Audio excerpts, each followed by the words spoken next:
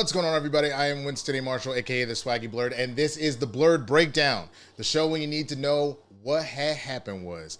Now, if this is your first time here, please be sure to hit that subscribe button, hit the notification bell so you know whenever I'm putting out content.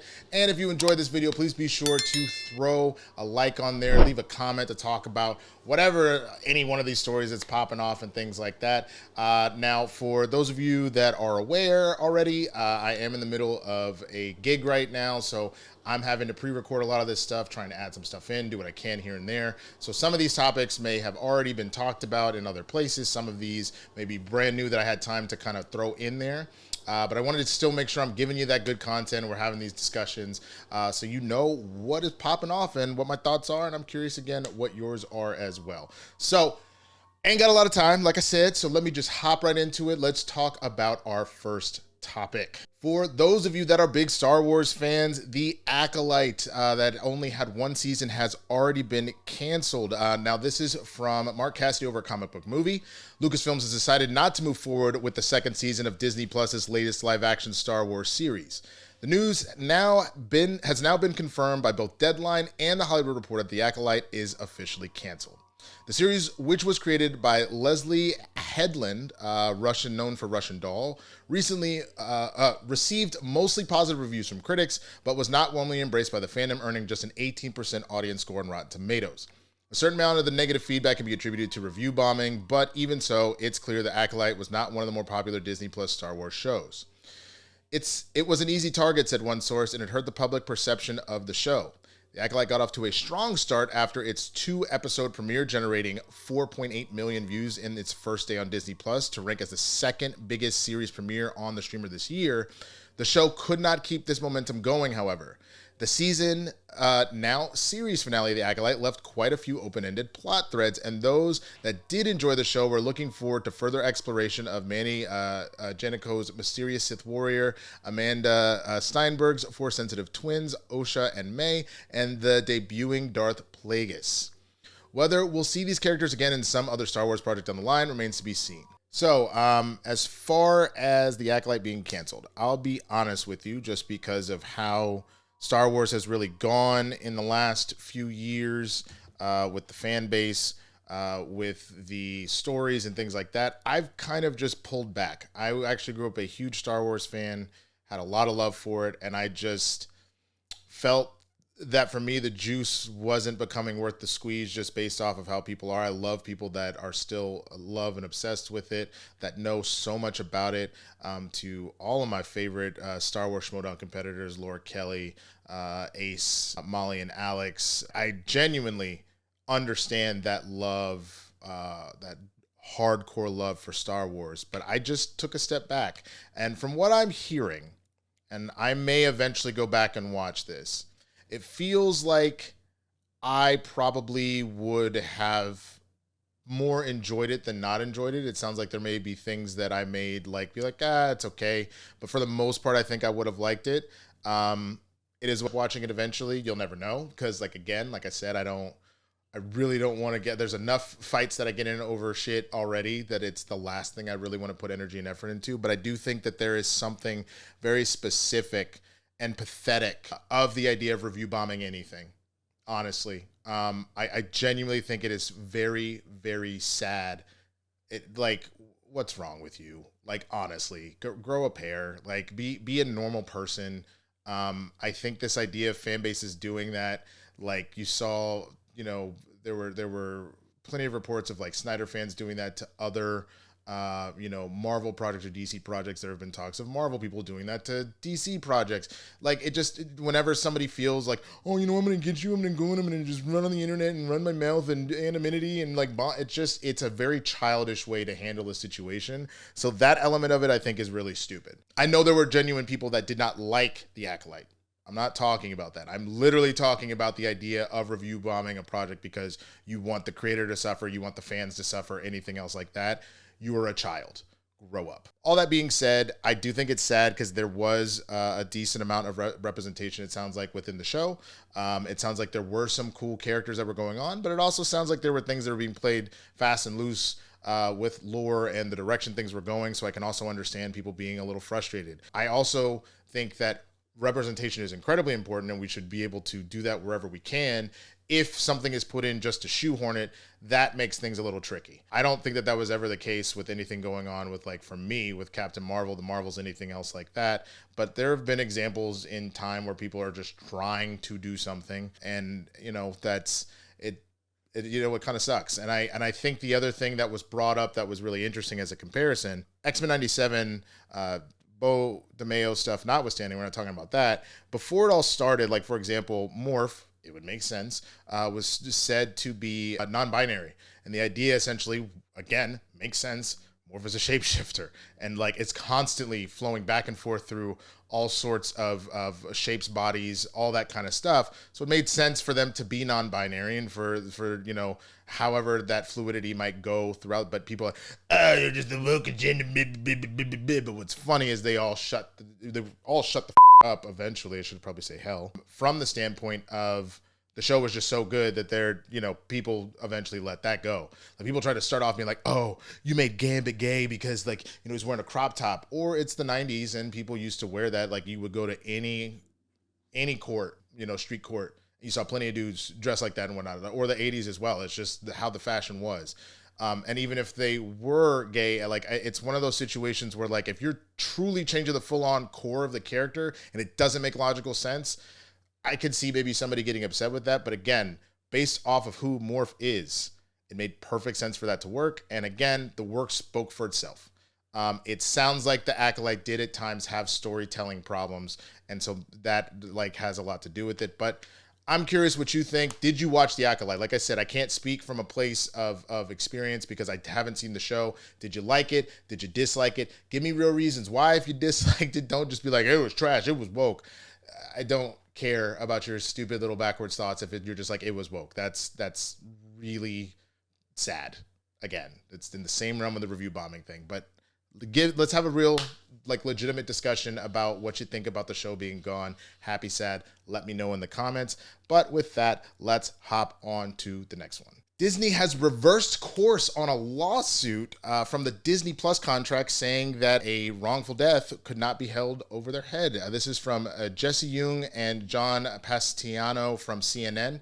Now, I had already alluded to this a little bit with the Bo DeMeo story on the last Blerd Breakdown, specifically about how Disney wasn't looking super hot right now because of these terms in the Disney Plus contract saying that they couldn't be held liable for a death. Let's talk about the story here because it sounds like Disney has pulled back that initial presentation. So Disney has reversed course on a wrongful death lawsuit brought by the widower of a woman who died after eating at a resort restaurant, saying the matter can now proceed to court. Previously, Walt Disney Parks and Resorts had argued in court documents that the widower's Disney Plus streaming service contract means he cannot sue for the alleged wrongful death of his wife. In the lawsuit, plaintiff Jeffrey Piccolo alleged that his late wife, Kanokaporn Tangsun, I know I completely ruined that and I'm very sorry, suffered a fatal allergic reaction from a meal she ate at a park restaurant in 2023. But Disney tried to get the lawsuit tossed by asking the court to move the dispute to arbitration, meaning the case would not go forward before a jury or otherwise continue in court. Disney's argument was that Piccolo had allegedly entered into a subscriber agreement when signing up for Disney Plus trial years ago, which requires users to arbitrate all disputes with the company. Company lawyers also claim that because Piccolo used the Walt Disney Parks website to buy the Epcot Center tickets, Disney is shielded from a lawsuit from the estate of Piccolo's late wife. In a statement sent to CNN on Monday, Josh D'Armo, the chairman of Disney Experiences, said the company was waiving its right to arbitration. At Disney, we strive to put humanity above all other considerations. With such unique circumstances as the one in this case, we believe the situation warrants a sensitive approach to expedite a resolution for the family who have experienced such a painful loss, he said in a statement. As such, we've decided to waive our right to arbitration and have the matter proceed in court. Last week, Piccolo's lawyer, Brian Denny, called Disney's argument preposterous, so outrageously unreasonable and unfair as to shock the judicial conscience. Piccolo's lawyers also noted that the widower believed he had only signed up for a month-long free streaming trial, as it appears he canceled his subscription before he was ever charged. CNN has reached out to Denny for comment. Piccolo is seeking damages in excess of $50,000 pursuant to Florida's Wrongful Death Act, as well as damages for mental pain and suffering, loss of companionship and protection, loss of income, and medical and funeral expenses. Holy, okay. So one of the things, again, that was brought up, someone tried to say to me in the other video in the comments, and again, I do appreciate you giving me more information on this, but that because the restaurant was not owned by Disney, it was owned by a different conglomerate and things like that, that what I was talking about, what was being reported, was off base here. I come back and counter with the fact that again, Disney is straight up dropping this, as you just heard in this story. B, again, I'm going on, this wasn't something I just heard willy-nilly off the internet. I was going off of real sources. Again, in this case, CNN, that did the full reporting on this follow-up. And now to actually talk about it, I think what's going on here is it is incredibly bad publicity on Disney's part to sit here and allow that very particular part of their terms of service for Disney Plus for the parks to be the reason that this person couldn't get any sort of closure. And it's not a situation where someone intentionally knocked over like a glass on the ground and slipped them and hurt their back, and now they're trying to fleece Disney. This woman died. And it's clear that multiple times they were trying to make sure that the allergy concerns were dealt with. Now, again, I agree that with the restaurant not being owned by Disney, that they are more liable as far as that goes. But again, you can look at a lot of those cases. When we talk about the internet, there's a lot of talks about how a social media platform or website can be held responsible for something that someone does on their site. So in this case, the restaurant is on Disney property, in which case they are technically allowing this restaurant to be on their premises. So one of the things that is very true, like as I used to bartend, and I remember getting told this, if I end up in a situation where I overserve somebody alcohol and they get hurt in like a DUI, like they end up in like an accident that kills somebody, or they hurt themselves or anything else like that, as a bartender, since I serve them and I ultimately overserve them, I can be held liable. My boss, because they're my superior, can be held liable. The actual bar that I worked at can be held liable, and any parent company can be held liable as well, because it's just a chain of command. This place allowed this place to exist on their property, which then hired this manager, which then hired me. So all those people involved can be potentially held liable. In this case, that's what this feels like as well. Disney allowed this restaurant to be on their property, which then allowed, this manager to hire this staff and kitchen staff that ended up doing this. So that's where a lot of this ultimately was coming from. But I believe that Disney is making the right move here, even though it feels more PR than anything, to not allow this to get to a point where this PR continued to blow up. But I'm curious what you think as well. Do you think this was a smart move for Disney? Do you think this whole thing was kind of blown out of proportion? What do you hope the ultimate outcome might be? I want to know what you feel in the comments. All right, let's hop on to the next one. The World of Wakanda live-action spinoff rumored to be in development. Now, this is Mark Cassidy from Comic Book Movie who's reporting this. We know that an animated Black Panther spinoff titled Eyes of Wakanda is on its way, but Marvel Studios may be planning to continue the saga of the late King T'Challa's people in a live-action format. According to insider Daniel Rickman, a live-action Disney Plus series titled World of Wakanda is in development at Marvel Studios. Ryan Coogler, who helmed both Black Panther movies, is involved in the animated show, but we're not sure if he will also have any input in this project. Plot details are also a mystery, but there's a good chance this series will incorporate some of the ideas of the now defunct Okoye and the Midnight Angel show that was in early planning stages last year. Wakanda Forever served as a fitting tribute to T'Challa and the late Chadwick Boseman, while establishing Shuri Letitia Wright as the new Panther and introducing an entire aquatic civilization. The mid-credits also included a debut of T'Challa's son, who will almost certainly take over as Wakanda's king and protect her someday. So it's fair to say the movie set up quite a few things that could potentially be explored in future sequels and or spin-offs. During a 2022 interview to the New York Times, Coogler admitted that he'd be glad to stay on this franchise for as long as folks will have me. I feel blessed that I have the opportunity to work on these movies, bro. When I got asked to do the first one, it was like a moving train. I thank God every day that I was able to jump on it and meet these people, these actors, and to meet Chadwick during some of the last years of his life.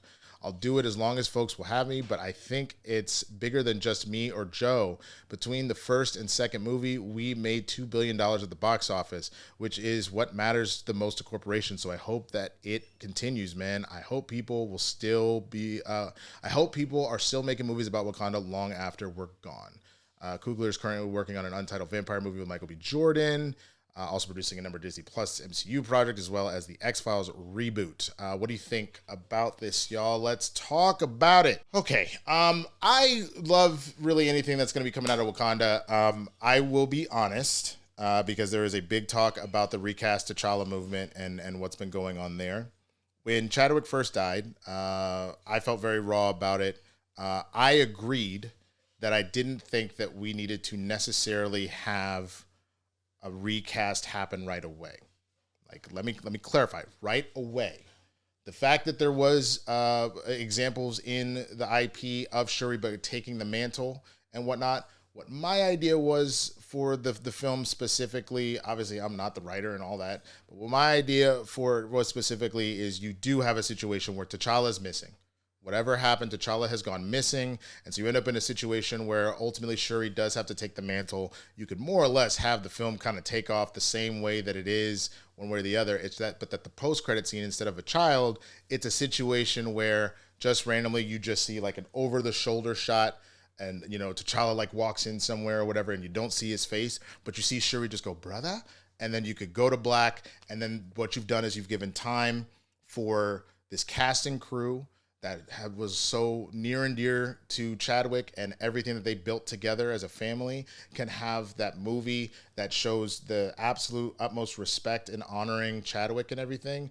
And then you do allow for a recasting to happen going forward in order to bring back the most important character to Wakanda, period. Like that, without a shadow of a doubt. I don't ultimately love this situation of how this is all playing out, because now it looks like Marvel is going out of their way to remove T'Challa from a number of different properties and stories.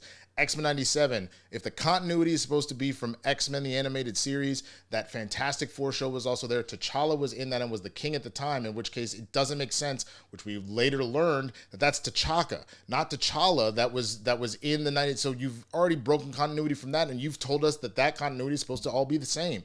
You have a new game coming out. It would make sense that it would be T'Chaka that's meeting up with Captain Rogers, with Steve Rogers as Captain America. But again, that's another instance of you're showing us a Black Panther, but you're really trying to force feed that T'Challa's not around. There's numerous examples left and right where it just feels like you were trying to write T'Challa out, and the only thing that you have is a number of like active comics happening right now. Like there's a new Avengers title, and I believe Storm just joined the Avengers, and like T'Challa's there. But for the most part, you're seeing in all these different ways, T'Challa is just being fully phased out. And I really can't fucking stand that. And now you've taken me from somebody who was like, just for this movie, let's not recast, and then I do want to see a new T'Challa. And now I'm sitting here being like, I feel like I unfortunately helped open the door for this never again with T'Challa thing, which is ridiculous. It's one of the most important characters, let alone Black characters in fiction, in comic book fiction, period. And you see what not just the world of Wakanda, but what T'Challa meant to so many different people, especially to Black folk. I think we're just going down the wrong path here. I hope the world of Wakanda and the eyes of Wakanda, since they're supposed to be connected, gives us an avenue to solve this problem. There was a project I heard that involved time travel. I don't know if this is it, and if it is, fine. Then find a way to retcon it and bring them back, and as many different things as you have in that regard. But it is a mistake to not have this character in, but I really want to know what you think. Are you excited about the world of Wakanda? Are you upset about how T'Challa's been treated? Anything that I've kind of talked about in the story, I want to know what you think, so let me know down in the comments. Let's hop on to the next one. Michael Keaton was quoted in an interview saying that, with Batgirl being scrapped, he didn't care, but he had big fun, and it was a nice check. Now, this is Josh Wilding from Comic Book Movie. Warner Brothers Discovery decided to pull the plug on Batgirl despite the fact principal photography had ended. Fans and filmmakers alike were left reeling. It was an unprecedented move, and one which saw Adi El Arbri and Bilal Filals, I'm so sorry if I messed that up, everybody, from Ms. Marvel, DC Comics adaptation deemed unreleasable in the press. Considering the fact that moviegoers had suffered through the likes of Black Adam and The Flash, it's hard to believe a title made for Max could really be all that bad. But ultimately, it felt like David Zaslav simply wanted to save money by scrapping a movie which wouldn't recoup its cost from a streaming debut. For what it's worth, DC Studios co-CEO Peter Safran has said Batgirl was not releasable and praised Zaslav and the team for making a very bold and courageous decision to cancel it because it would have hurt DC. As the DCEU's new Caped Crusader, following Ben Affleck's disappearance after The Flash, Michael Keaton was enlisted to return as Batman alongside Leslie Grace's Barbara Gordon. Talking to GQ about Beetlejuice, the actor finally broke his silence on Batgirl being canceled. He said, no, I don't care one way or another. Big, fun, nice check, Keaton said, while rubbing his fingers together in a universal gesture for moolah. He added, Batgirl directors, they're nice guys. I pull for them. I want them to succeed. And I think they felt very badly, and that made me feel bad. Me, though, I'm good. Sorry if that was a shitty Keaton impression. I've never really tried to do it before. While some might dismiss Keaton's take as callous, Batgirl looked set to serve as a big break for both Grace and Jacob's Scipio. Sorry. It comes across more like he's been in Hollywood for a long time for a studio decision like this to not bother him. Elsewhere in the interview, the actor praised Tim Burton for casting him as Bruce Wayne in 1989's Batman, a decision which pre-internet saw 50,000 comic book fans write to Warner Brothers to protest the decision. Tim deserves enormous credit. He changed everything. I can't necessarily say this, but there's a strong possibility there is no Marvel universe, there's no DC universe without Tim Burton. He was doubted and questioned. So hearing all of that, man, I do see where just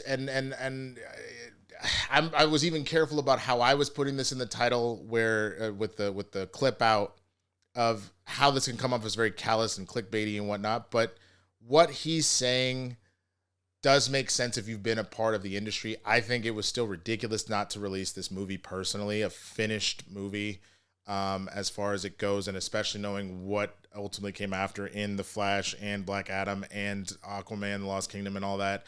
I feel like you should have just let it. I can't believe that it would be that bad. And especially because then you had situations where this continued to happen with studios, mainly with Warner Brothers. Like you canceled Acme versus Coyote or whatever it was, which apparently was a good movie, but they scrapped it for similar reasons and stuff like that just to save money. It just came off as really ugly and callous and the worst.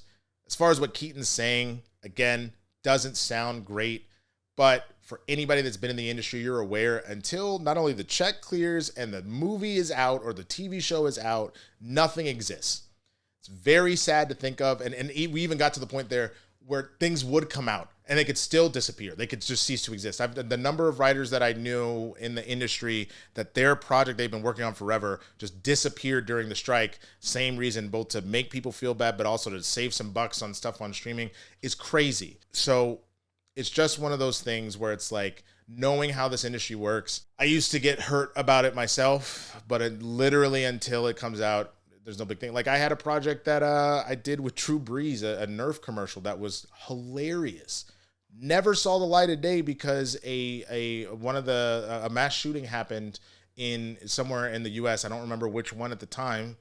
It's a statement in and of itself. But they obviously Nerf was like, let's not put out a new gun right now because that's the last thing we need to like kind of talk about as far as that goes. So like things like this happen in the industry all the time. That part I'm aware of. But based upon what has been talked about with Batgirl as far as it goes, it just seems like the reasoning behind it just felt off base to me. But that's my thought. What do you think, man? Let me know down in the comments as we go on to our last story. Tua Tagovailoa, the quarterback for the Dolphins, has opened up about his former head coach, Brian Flores. This is from ESPN. Tua did not hold back when asked to describe the difference between having a coach who believes in him compared to one who didn't. Miami Dolphins quarterback has flourished in 2 seasons under Mike McDaniel, so much so that Tagovailoa was rewarded this offseason with a 4-year, $212.4 million extension. He had a far different experience under Brian Flores, his coach, for the first 2 seasons of his career. In an interview with the Dan Le Batard show that aired Monday, Tagovailoa said that he began to believe he didn't belong as an NFL quarterback under Flores and that McDaniel has had to train that out of him the past 2 seasons.